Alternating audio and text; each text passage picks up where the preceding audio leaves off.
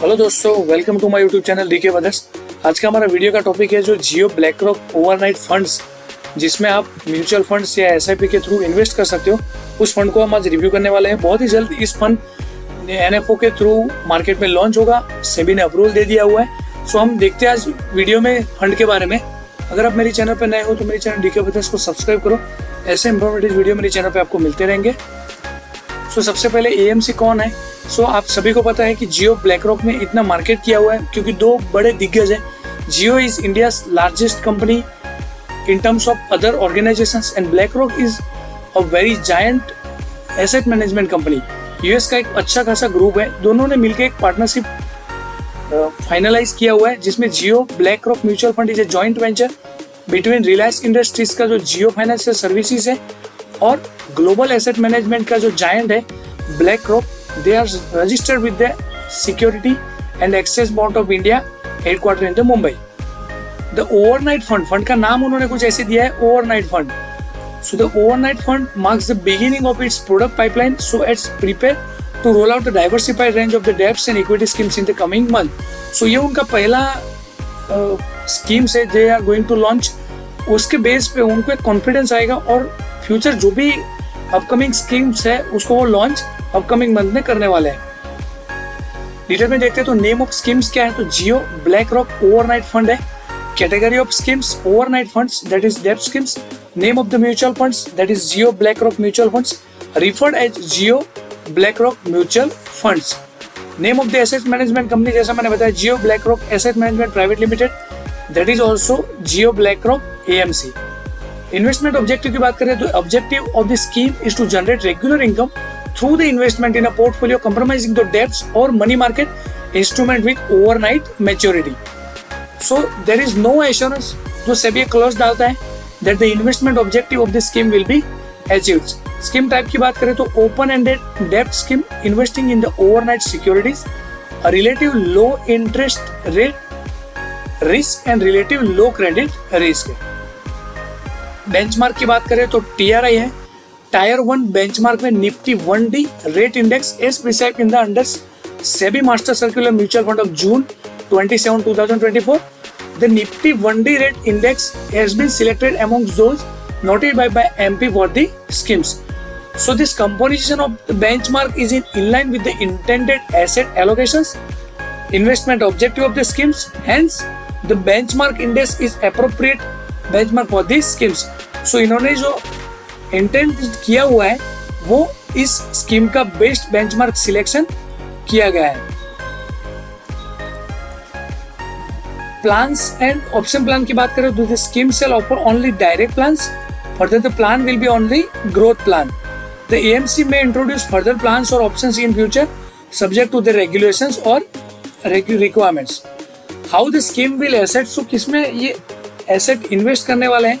So overnight security or debts money market instrument maturing on the next business day. So ये बहुत ही fundamentals के साथ ये scheme launch होने जा रही है। मैक्सिमम एसेट यहाँ पे 100% एसेट दिखाई दे रहा है। वो किस किस फील्ड में इन्वेस्ट करने वाले हैं? सो पर्टिकुलरली अभी उन्होंने कुछ नाम, कंपनी और ऐसा डिक्लेरेशन नहीं दिया हुआ है, but general type of instrument में repo, reverse repo, tri party और government security and treasury bills. Repo reverse repo transaction in the corporate debts, G-Secs means government sectors and treasury bills with residual maturity up to 30 days और mutual funds units.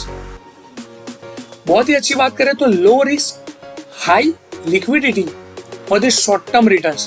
So आप देखोगे, आप कोई भी mutual fund में अगर invest करते हो तो शॉर्ट टर्म रिटर्न्स जिसमें चाहिए उसमें वेरी हाई रिस्क रहता है, क्योंकि उसके वेरी वॉलेटाइल स्टॉक्स उसमें इन्वॉल्व रहते हैं। उनकी जो लिक्विडिटी है वो बहुत ही मूव करती है। सो इस केस में बहुत ही अच्छा है कि शॉर्ट टर्म रिटर्न्स है बट लो रिस्क है। So the Jio's BlackRock over funds is tailored for investors who are seeking for the regular income aligned with the overnight all rates while the prioritizing exceptionally low interest rates and credit risk. So जो low risk लेना चाहते हैं और overnight regular income generate करना चाहते हैं उनके लिए ये बेस्ट स्कीम है। It is classified under potential risk class AI as per the SEBI's classification matrix, signifying the lowest possible credit and interest risk This makes it an ideal option for parking surplus funds for very short durations. जैसा मैंने बताया कि अगर आप short term में gain करना चाहते हो तो लोअर रिस्क पे अच्छा खासा फंड्स में इसका नाम टॉप पे रहेगा. The fund's investment objective to generate the income from the portfolio primarily comprising of debts or money market instrument with the overnight maturity. This includes instruments such as tripartite repos, reverse repos in the government securities, short-term governments, G-Sec, T-bills. Crucially, the schemes explicitly prohibits investment in the equity, derivatives, REITs, INITs, or structured obligations. Further solvent is low risk profile.